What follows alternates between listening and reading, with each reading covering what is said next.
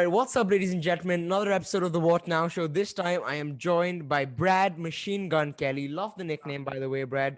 It's a pleasure having you on. It's been a while. We've been talking about this for quite some time, and it's amazing that we can bring this into fruition. How you doing, mate? I'm good. How you doing? Working right now. Oh, that's great. So outside of the MMA, outside of the BKFC, what do you do? What's your other profession? Well, I have a heating and air conditioner business, so I'm Right. constantly making that side money too when I'm trying to get paid for fighting. Yeah, the grind never stops, man. Completely admirable there. Now, That's tell right. me something, Brad. You are a bare knuckle boxing fighter, and seeing as there are so many different sports, in the combat sports world, which include, just normal mixed martial arts with the 4 rounds gloves. You have boxing, you have jiu-jitsu, you have so many other different forms of martial arts. However, you pick the one where there's no gloves, there's no nonsense, just go right for the face, right for the face, no gloves, nothing, just raw strength, put out at force. What were you thinking when you were getting into bare knuckle boxing? Well, like I said earlier, a lot of podcasts ask me the same question, and I give them pretty much the same answer. Publicity is one thing, but then the more I think about it, it's a fight. It's a real fight. Like it's not, shin pads or headgear or boxing gloves. No padding, just straight bare knuckles. And if you're man enough to stay in there and take that, then that's the ultimate combat sport. And that's how I feel about it. Um, Brilliant. And let's talk about your last time in action, right? You had a phenomenal first round knockout of Brandon Davis, of Brandon sorry, not Brandon Davis, my apologies. Shane Tomlinson, who's known to be a very ruthless boxer. He's been known for quite some time as a guy who possesses quite a bit of power, but you went in there, you rushed him, pushed the pace, got him against the cage. You got him against the ropes. You got into the clinch, and what I really liked about that clinch fight that you were engaging in before the knockout was, how he was trying to get you with those overhands at the back of your head, but you were tucking under. It was pretty interesting how you did that, and you weren't being able to land a few shots early on. But here's the big moneymaker, right? You landed maybe one or two of those strikes in the clinch fight, but that second shot landed clean. It didn't seem like a very fast strike. It didn't seem like a very strike that had a lot of power in it, but it knocked him out clean. And that's all she wrote, and you took the victory there. So when you were getting into that clinch fight, when you were, trying to figure out how you would move around or move him along the cage, because it was quite a haphazard movement, something quite unorthodox. So when that whole process was going through, what was going through your head? well, one, I've been in MMA for a very long time. I hardly ever try to clinch with anybody or go to the ground. I'm a striker at heart. That's what I like to do. I like to be entertaining. And when we ended up in the clinch, I tell everybody he broke my rib in the first 20 seconds of the fight. And I felt it shift, felt it break. So I didn't go in a panic mode, but I knew I had to do something quick. And we ended up in the clinch. I couldn't knee, couldn't elbow, couldn't take him down. So I just had to. It was a long process in a short period of time. You know what I mean? So Yeah. I finally got my wits about me. It got split open. Got my wits about me and seen the body open, and I went to the body to the head. And it may not have looked like a powerful shot, but I know how to transfer my weight into my punches. So I mean, I hit hard and I throw my hips into it. Right. Even Interesting. though it don't look like it's yes, yeah. Right. It's pretty cool because, you're correct when you pushed the pace, you landed at will, which was phenomenal to work through. However, of course, through every fight, there's a level of learning that comes from each of them. You've been around the cage, the ropes. You've been in jiu-jitsu matches here and there. So through it all, in this fight, what was the one takeaway that you had that you tried to fix upon? I mean, I'm sure there was something to do with footwork, or something to do with your clinch work that you wanted to improve, because that was something that was moving quite in a quite unorthodox manner, and you had to really go with the flow, and you couldn't adjust to your own tempo there.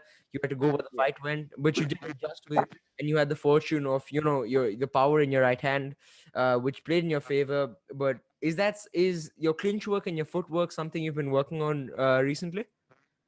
Yeah, I'm always working on footwork, and like I said, I've never engaged in a clinch, and I actually did in this fight.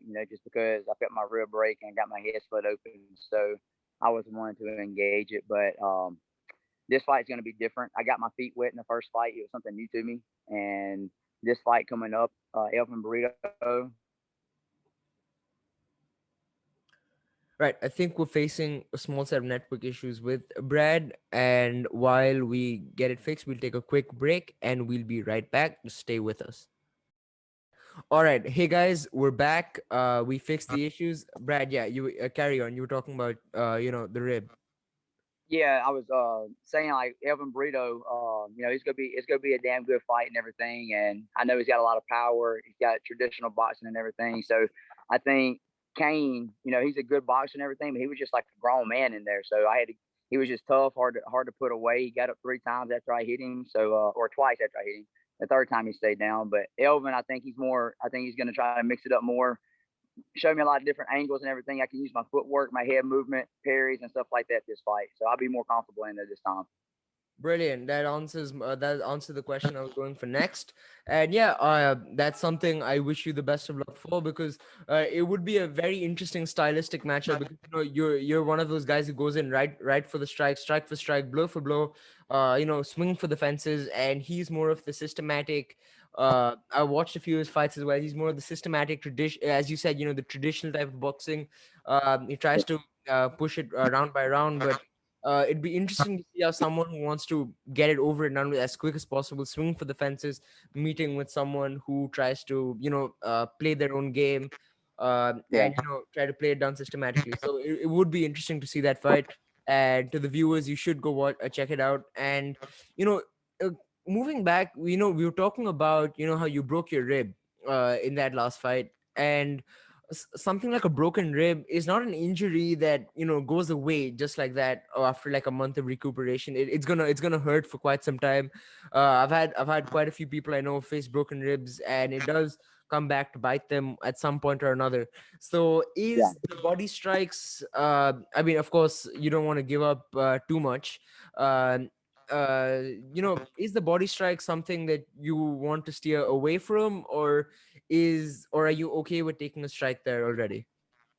I'm okay with that. I've been sparring a lot. I've been doing a lot of body conditioning and everything. I have a guy from Australia, Luke. I can't remember his last name right now. Man, Luke Hobbs. He's from Australia, and he's strength and conditioning just for bare knuckles. So I've been following him. He's been sending me some videos personally to strengthen my knuckles, my wrists, my body, and everything. So I'm not worried about really taking body shots. It just kind of threw me off. One thing, Kane was really long. Like he had a long reach, even though he was just a little taller than me. He had a long reach. And the shot that I thought was coming to my face, he actually just turned it into a body shot. So that's what got my rib. You know. Interesting. I think we're facing some small network issues with Brad. He was talking about, how his rib was, he's working on, strength and conditioning with his coach, and working on improving his work there on out. And it would be, and yeah, Brad's back, and it would be interesting to see how he goes back into action with his body.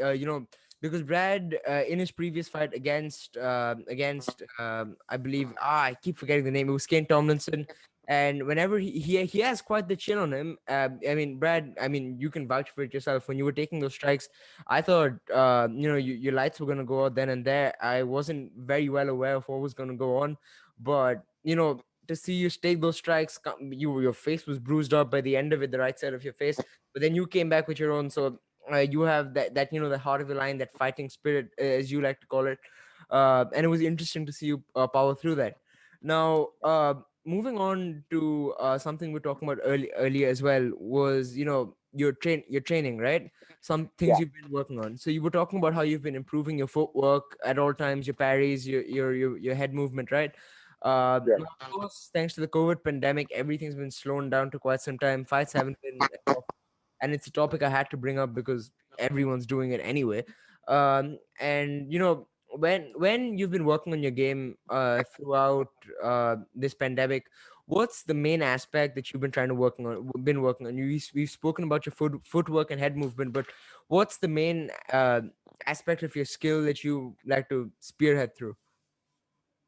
My main thing is just my cardio. I'm always confident in my striker. I mean, I'm already always confident in my striking. And the thing is, a lot of people think off of that one fight that I'm just a brawler, and that is not the case. Like, I'm a very technical striker. You know, I had somebody the other day tell me, I know Elvin's a traditional boxer and this and that, and I know you're just a brawler, and that kind of irritated me a little bit because I take so much pride in my striking. That's why I got into BKFC. You know, because I feel like my striking is on the same level as anybody. You know, I'll Right. give anybody and that's where I'm gonna go. I think I'm gonna expose a lot of people, man. The best offense is having a great defense, and that's the first thing I ever learned in boxing was having a great defense. So I think that's where I'm going to expose a lot of people. You know, my first fight, yeah, it was a little brawling because Kane's just a grown man, and that's what it took to get him out of there. You know, you got a boxer, brawler, boxer, but you just got to bully another brawler. And I think Elvin is a boxer, but I think he gets into a brawling fight too. So I just got to be a bully when he gets to doing that. You know. Right. Interesting. And if you've seen a lot of fighters make their predictions before fights, what is your prediction for your fights against Brito? Um, I think a third round stoppage. I think first round we may feel each other out, we may not. All I know is I react. I don't think about combos. I don't think about defense. My body just reacts naturally to punches, you know.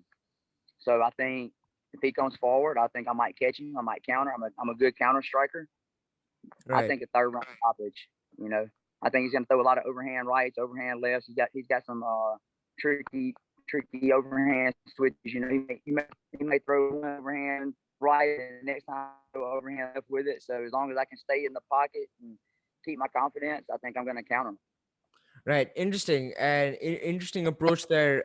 Thank you for breaking it down for us. And you heard it here, folks. It's a third round stoppage for Brad Kelly. And Brad, you know what? Tell me about the nickname. Yeah, Machine Gun. That must have been quite fortunate. Yeah. Did you name it after Machine Gun Kelly himself, or is that something that I'm just glad came? you brought that up because everybody says that, and that's not the case. So my last name is Kelly, Brad Kelly, Yeah. and I was in the military for 6 years, and I was a 50 cal gunner in Iraq. You know, and that's all I did was headspace and timing on 50 cals Alpha. That's my dog. Sorry. But anyway, so the name Machine Gun Kelly just kind of stuck with me after the military. You know. Right. And I may not be an American, but I'm sure your people thank you for your service in the military. And you have a dog.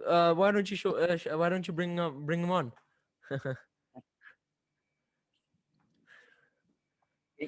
Hold on, can you see? Yeah, yeah, we see him. We see him. He's a big boy. He's a big boy. Yeah, his name is Yo, Alpha. his name is. Alpha. All right, interesting. Yeah, I got a dog of my own. Yeah, must be fun owning a dog, eh? Oh yeah, yeah. He goes with me everywhere. He's in all my stories, all my jobs. He don't pretty much don't get out of my sight. I've had him since he was 4 weeks old. Yeah, that's interesting. And speaking of handling your work, right?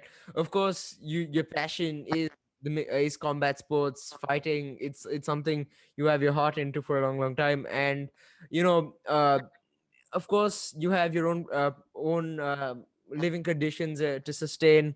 You still have to work for a living, and when you're balancing your work life as well as training and getting into fights. What's that whole procedure like, making such a balance? Chaos, chaos.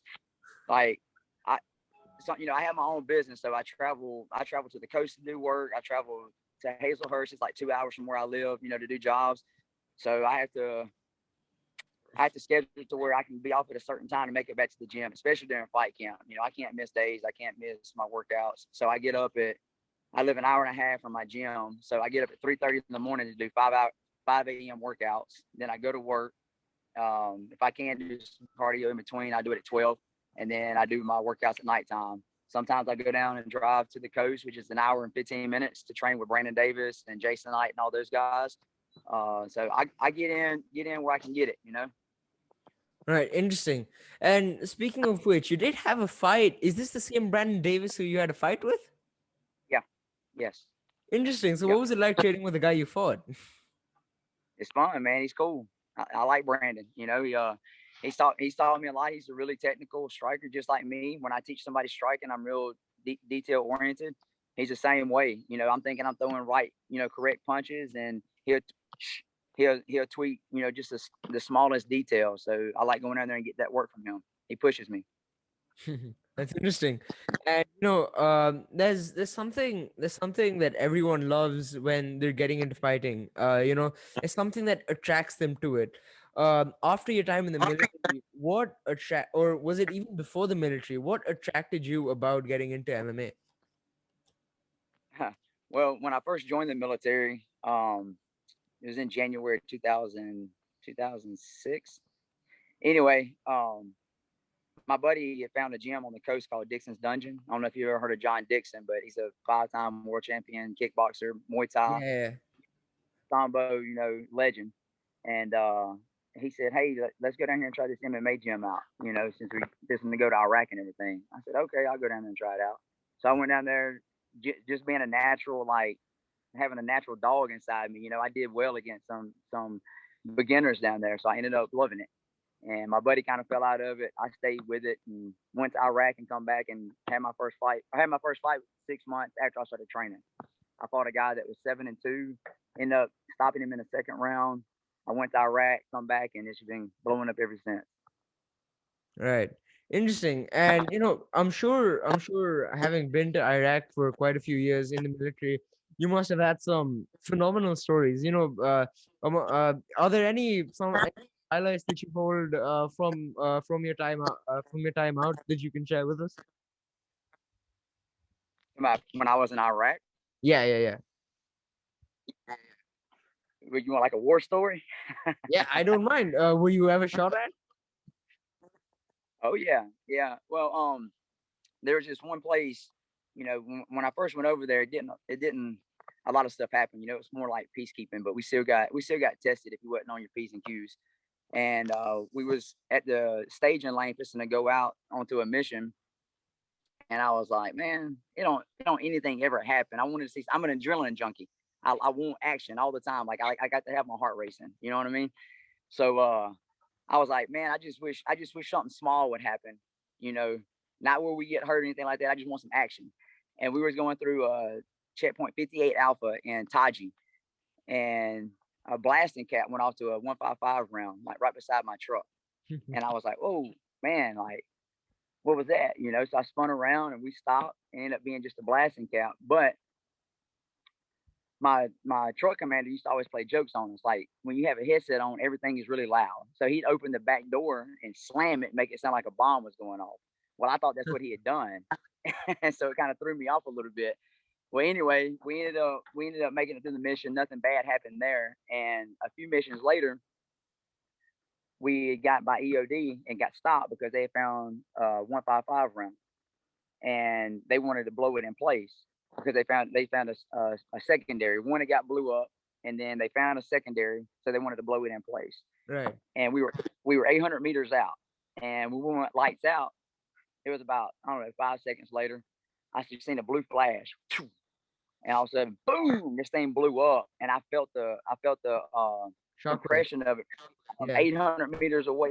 Almost took my breath. And I looked up in the sky and I was like, you know what? I don't ever want anything else to happen, because it was a 155 round that the blasting cap went off on me. Luckily, it was just a blasting cap. So that would have ended my life right there. I would never even known it went off.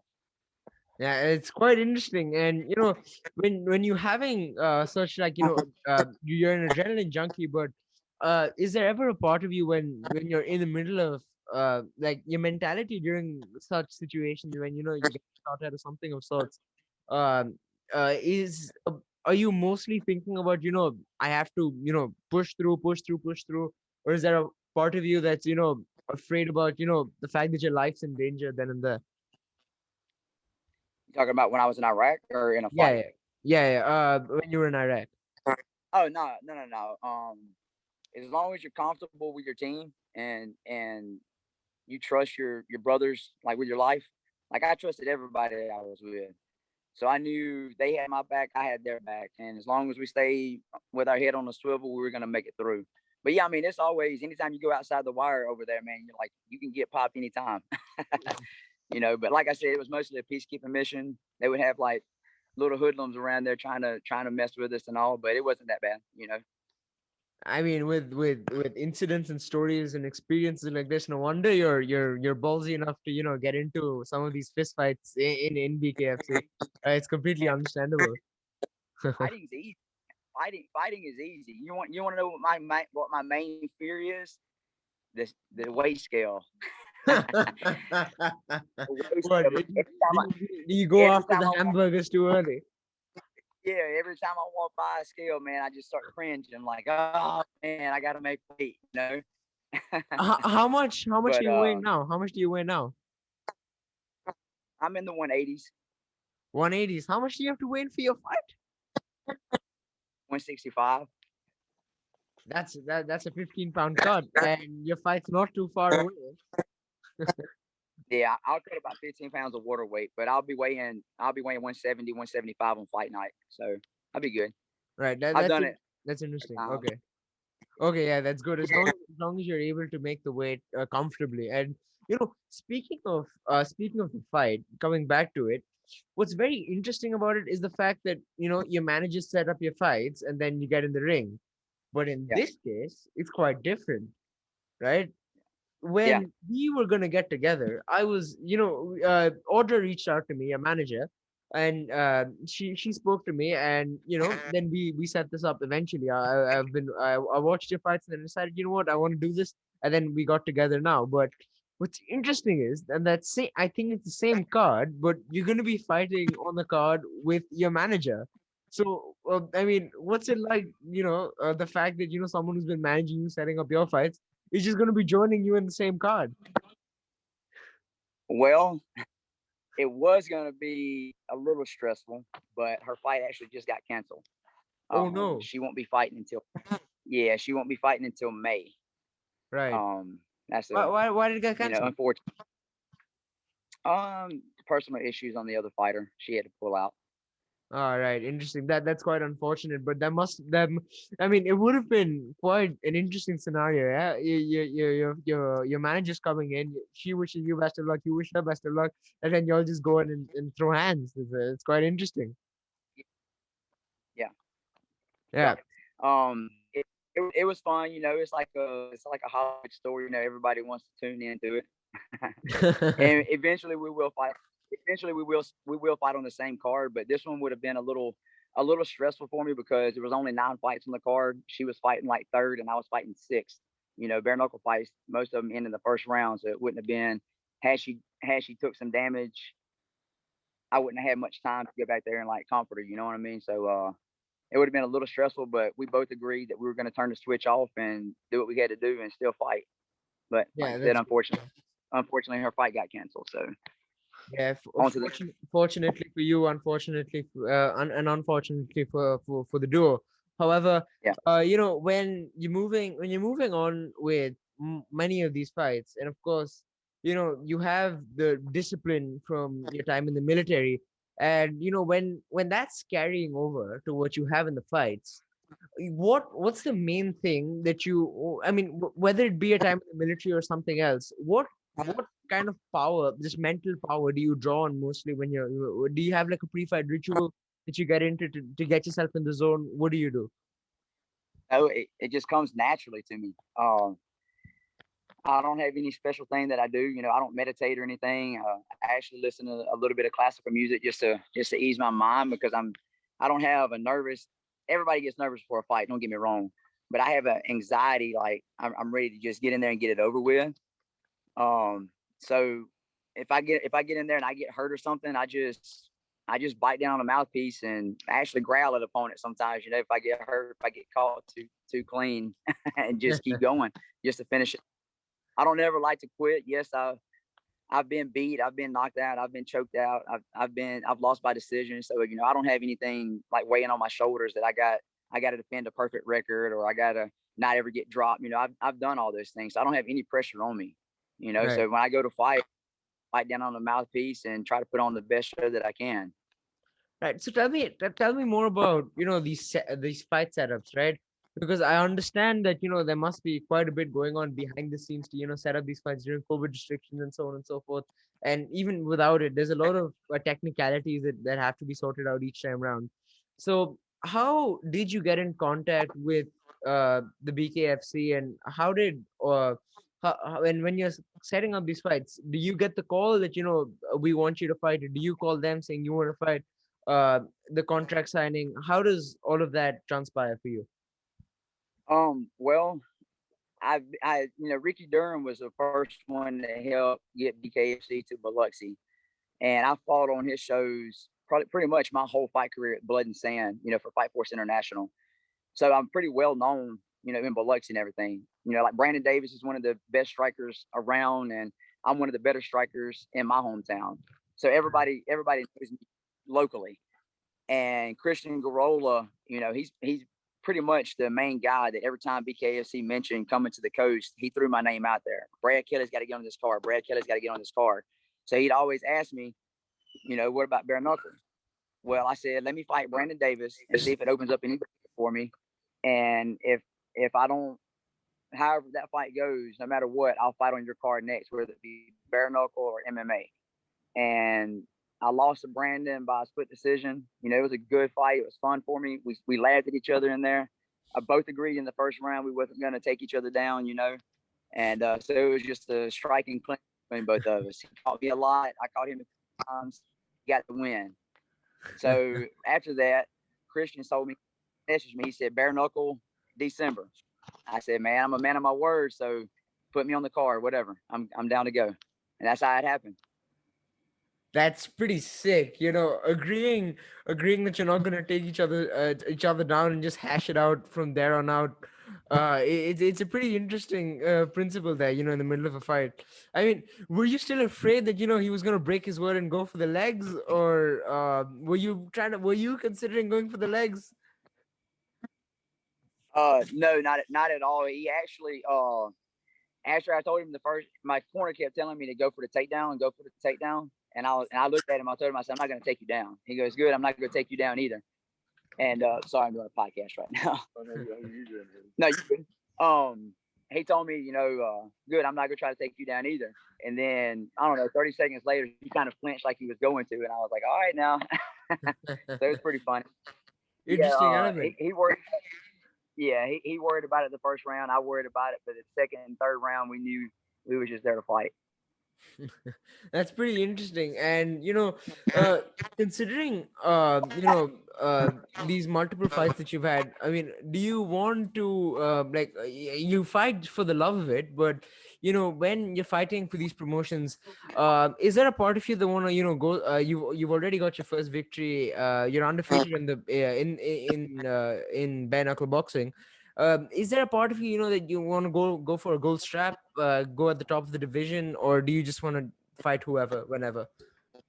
I didn't get here to be mediocre, man. I didn't get in here to hang out at the bottom. I want to be at the top. I know Joe Elmore, that's his house and everything, but like I said, I got a room in there I'm renting now, so I'm gonna eventually take over the payments on it. So how many fights? What would your ideal path be? Moving forward, moving up the 165-pound division, going for a strap. um, it's been talk. I don't know if I'm supposed to say this or not, but there's been talk if I win this fight, they're going to do a 165-pound tournament, and I'll fight. I don't know how many fights they're going to have. I think 4 or 5 fights in there, but whoever it is, they're going to end up getting a fight for the belt anyway. So if I win this one, I'll be in a 65-pound tournament up to the belt. Interesting, and we wish you the best of luck for it. And that's the perfect place to get this show wrapped up. Brad, thank you very much for joining in. You've told me you've given me more than I could have thought of.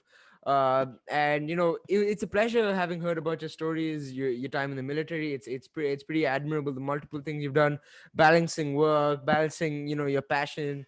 You have a very cute dog as well. I had to mention it. And Brad, thank you very much for joining in once again. And that's about it for me. So before I let you go, there's one thing I do very frequently with all the guests we have on. Um, the last few minutes, anything you want to say, anyone you want to shout out, you want to talk about your fight, whatever you want to say, all you, mate, go for it.